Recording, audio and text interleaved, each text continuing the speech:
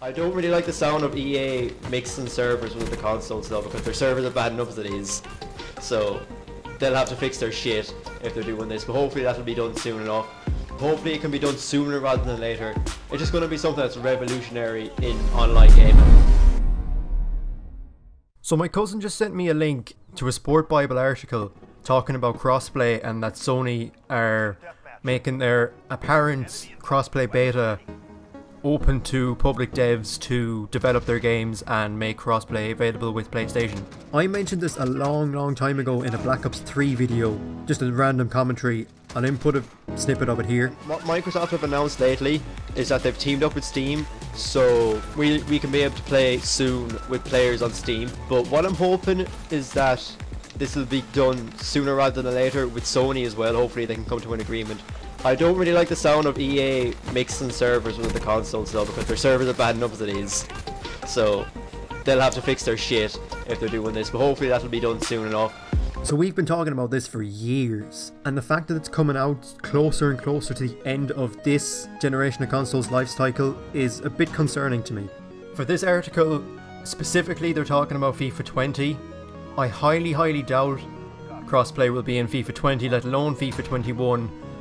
First of all, because it's EA, I don't think EA will get their own friends list system sorted quick enough and reliably enough to warrant having any sort of crossplay in FIFA for the next year, let alone maybe 2 years. That's just a personal opinion. I haven't bought FIFA this year. We'll see what happens in the future. It will surprise me so much if EA end up enabling some sort of crossplay system some way in this FIFA or the next. I will be baffled if they actually do get it working. First of all, I don't know, I haven't played the last 2 FIFAs properly. I don't know what the servers are like these days. From like FIFA 18, I kind of felt like they were getting a bit more consistent, but obviously still dropping out of a lot of games.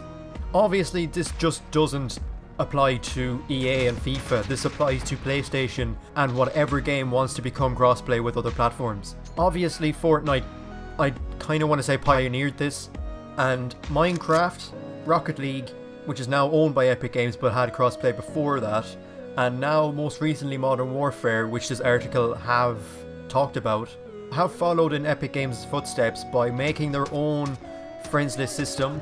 So what Epic Games did first was, I don't think they added the tags to their names, but they merged all accounts to an Epic Games account, and that allowed your progress to sync up just to one area, that being your Epic Games account.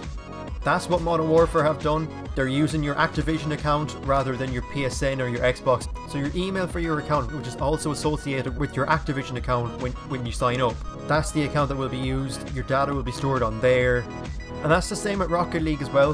What Rocket League did was they have their own friend system. Psyonix, I think, have their own servers which hold an individual's stats. Your name comes with an identifier tag, exactly the same as Modern Warfare. You can have your gamer tag, whatever you want, but just in case it clashes with somebody else on, let's say, PlayStation, you've got that number tag at the end which identifies you as you. That's what happens when you're changing your names in the Activision forums for the beta. A lot of people were changing their names to all sorts. I saw a load of Adolf Hitlers, I saw a load of Stalins. Like, there's so many names that I actually can't think of that should be censored and probably will be censored. A lot of names got by just with using numbers.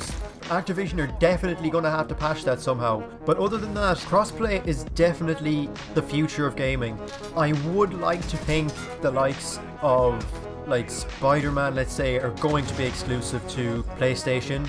Single player games like that, maybe, you know, the likes of Crackdown are going to be Windows 10 and Xbox exclusives. Obviously Halo, if they come out with a new game, is going to be Xbox exclusive. There's always going to be console exclusives, but it's the multiplayer big AAA titles that need to be crossplay.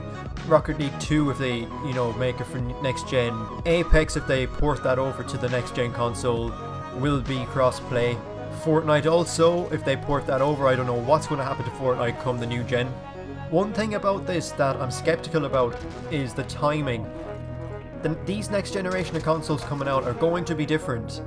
How games are going to work depends on what games actually come out. The whole crossplay thing has stemmed from Battle Royale being massive, mainly in particular Fortnite. As annoying as the game has been these days, it has been a staple for how gaming is now. And with Battle Royales kind of dwindling away, with every Tom, Dick and Harry of AAA game developers making some sort of Battle Royale game, it is being oversaturated, and it'll just be the likes of like Call of Duty multiplayer that will need crossplay, the likes of racing games, shooters, football games, or sports games in general. And like I was just saying, the way this article is portraying this is they're saying it's as simple as just turning it on. That's not the case. EA are going to have to make their own system where it pulls a person's account from the EA service that they're going to provide for everyone. And like I said, I don't think they're going to make that work soon. It's EA we're talking about here. They're going to have to stabilize the servers, they're going to have to make sure the servers work together, they're going to have to make the system which makes people connect to one another. It's going to be a bother for EA, so if they're even going to bother enabling it on their games, connecting it between the Xbox, PC, PS4 and Switch, it changes the game. It's down to the devs, not just PlayStation, to develop for crossplay. And what this article, which I'll link in the description, is portraying to me is that it's an instant change, and they're not, I can probably guarantee they're not going to have it in this FIFA.